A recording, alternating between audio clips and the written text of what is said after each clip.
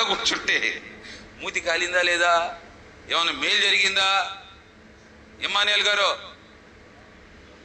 నేను తిరగకూడదు, టాబ్లెట్లు వేసుకోవాలా?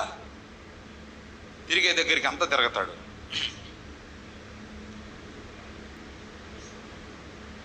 మళ్ళీ అంటాడు, మీ తమ్ముడోళ్ళు నా మీద కోపడుతున్నారు, కనబాకు, నన్ను గుళ్ళు అడగబాకు. కోపడినా నువ్వు ఎక్కడికి వెళ్ళాలంట? ఏదో ఒక రోజు నీ లోకాన్ని విడిచిపెడితే పరలోకానికి వెళ్ళాలా, అవునా కదా? పరం చేస్తే ఇప్పుడు పరం చేద్దాం, నేను వస్తే కదన్న మా నాన్న రావడానికి.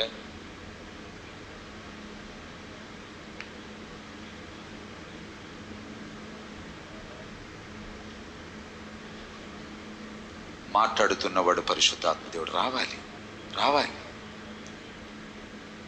అప్పుడే ఆరోగ్యం వస్తుంది. ఇంట్లో కూర్చుంటే ఇంకా బలహీనతలు వస్తాయి. పాపం అంటే మీరు ఇట్లా గుడికి రావడం వల్ల మీరు ఏమైనా నీరసపడిపోతున్నారా? కొంచెం బిగ్గరగా చెప్పండి అంటే అందరికి వినపడేటట్టుగా. అది దేవుడు బలం ఇస్తున్నాడా లేదా, ఓపిక ఇస్తున్నాడా లేదా? దేవుని మందిరానికి వెళ్ళడం వల్ల ఉన్న శక్తి అంతా పోయిందండి అని ఎవడన్నా ఉన్నాడా? ఎందుకు అని అడగండి చెప్తా నేను. దేవుని మందిరానికి మానకుండా వస్తే నేను ఎందుకు బలపడతాను అని అడగండి. ఎవరన్నా